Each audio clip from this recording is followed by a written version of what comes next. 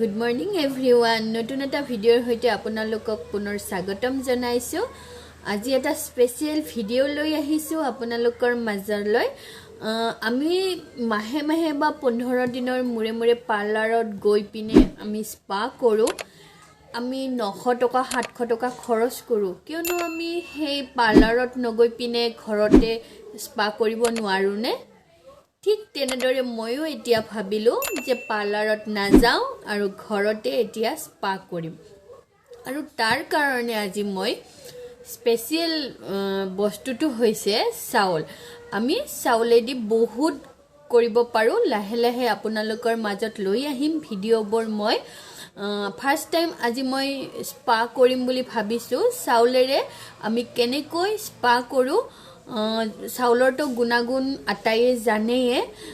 যদি মানে চাউলেৰে স্পা কৰা হয় নহয় আপোনালোকৰ যেটো চুলিৰ ৰাফ এটা হৈ যায় সেইটো একেবাৰে স্মুথ হয় আৰু আপোনাৰ মানে চুলি খৰাটোও বন্ধ হয়, উফি নাইকিয়া হয়। আৰু গতিকে আমি যদি চাউলেদি স্পা কৰিব লওঁ তেতিয়া হলে আমাৰ বহুত সমস্যা সমাধান হ'ব আৰু কম খৰচতে হ'ব আৰু ঘৰত থকা সামগ্ৰীৰে আমি ধুনীয়াকে স্পা কৰিব পাৰো। আৰু আজি মই তাকেই আপোনালোকক দেখাবলৈ গৈ আছো। তাৰ কাৰণে মই সামগ্ৰী কি যোগাৰ কৰিছো তাকে দেখাও বলা।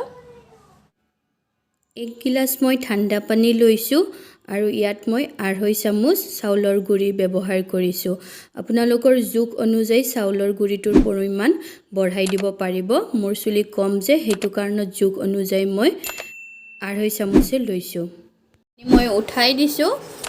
এতিয়া কন্টিনিউয়াছলি লৰাই থাকিম ইয়াক। এয়া চাও মোৰ লাহে লাহে ট্ৰান্সপাৰেন্ট হৈ আহিছে। এইখিনি মোৰ হৈ গল দেখিছে নে? এয়া চাওক এয়া মোৰ হৈ গল। এইখিনি ঠাণ্ডা হ'ব দিব লাগিব। এতিয়া মোৰ এইখিনি ঠাণ্ডা হৈ গল। এতিয়া মই ইয়াত কি মিক্স কৰিম চাওক। ইয়াত 2 চামুচ মই দৈ দি দিছো। ইয়াত এটা কণী দি দিছো আৰু ই ভিটামিন কেপসুল ইয়াত মই 2টা ব্যৱহাৰ কৰিম আৰু 1 চামুচ নাৰিকলৰ তেল দিছো। এয়া ই ভিটামিন কেপসুল মই 2টা ব্যৱহাৰ কৰিছো আৰু চাউলৰ গুড়িখিনি আপুনি একেবাৰে মাৰত পৰিণত কৰি ল'ব লাগিব। এইখিনি ভালকৈ ফেটি ল'ব লাগিব। যদি কৰবাত গুটি গুটি হৈও আছে ধুনীয়াকে মিহি হৈ যাব। এনেদৰে চেকনিৰে চেকি ল'ব। এতিয়া মোৰ স্পা ক্ৰীমটো ৰেডি হৈ গল, ঠাণ্ডাও হৈছে। এতিয়া মই এইটো পেকটো মূৰত লগাম। আৰু ইয়াত এটা কথা মন কৰিব দে, মানে মনত ৰাখিব, মানে স্পা ক্ৰীমটো লগোৱাৰ আগত মূৰটো ধুই লোৱাটো একেবাৰে অত্যন্ত জৰুৰী। কাৰণ মানে ছালৰ গুড়িটো সাফা হ'ব লাগে। যদি মানে আগত ধোৱা নাথাকে স্পা কৰাৰ আগত ধুই ল'ব মূৰটো ভালদৰে। তাৰ পিছত লগাই গলে হল।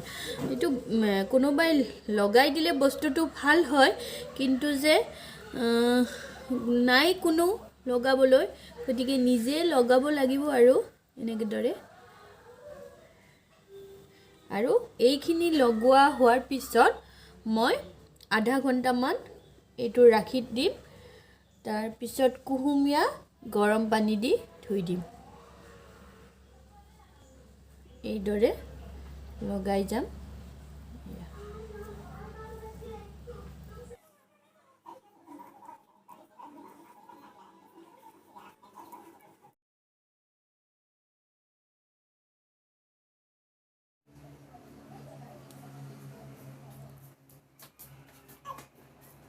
এয়া মোৰ ক্ৰীমটো লগোৱা হৈ গল।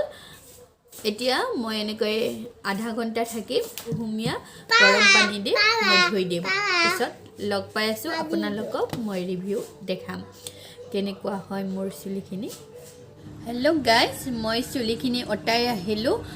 মোৰ খুবেই স্মুথ লাগিছে চুলিখিনি, একেবাৰে সফট ইটো এনেকুৱা কথা নহয় আপোনালোকে লগাই চালে গম পাব কেমিক্যাল ফ্ৰী হয় ইটো এনেকুৱা কথা একেবাৰে নহয় 110% সত্য আপোনালোকে এবাৰ কৰি চাব আৰু যেতিয়া মোৰ চুলিখিনি আৰু যেতিয়া মোৰ চুলিখিনি শুকাব তেতিয়া আপোনালোকক ফাইনেল লুক দেখাম এনেদৰে ভিন্ন ভিন্ন ভিডিও আপোনালোকৰ মাজত লৈ আহিম মই লৈ আহিবলৈ চেষ্টা কৰিম এনেকুৱা মোৰ ভিডিওবোৰ চাই যদি আপোনালোকৰ ভাল লাগে তেতিয়া হলে লাইক কৰিব শেয়াৰ কৰিব আৰু মোৰ চেনেলটোত যদি কোনোবা নতুন ভিউৱাৰ চাই আছে তেতিয়া হলে সাবস্ক্ৰাইব কৰিবলৈ নাপাহৰিব লগতে কাষত থকা বেল আইকনটো ক্লিক কৰি দিব কিয়নো মোৰ নতুন নতুন ভিডিওবোৰৰ নটিফিকেশন আপোনালোকে পাই থাকিব বা কিবা এটা ভিডিও মই আপলোড কৰাৰ লগে লগে আপোনালোকে পাই যাব এটো ৰিমাইন্ডাৰ হয় গটিকে বেল আইকনটো ক্লিক কৰিবলৈ নাপাহৰিব হেল্লো গাইস এতিয়া মই আপোনালোকক ফাইনেল লুক দেখাব গৈ আছো এয়া হৈছে মোৰ ফাইনেল লুক আজি এই স্পা কৰা চুলিখিনি এয়া মোৰ ভালদৰে শুকাই গৈছে আৰু যেতিয়া মোৰ চুলিখিনি শুকাই গৈছে মই এখন ফনিৰে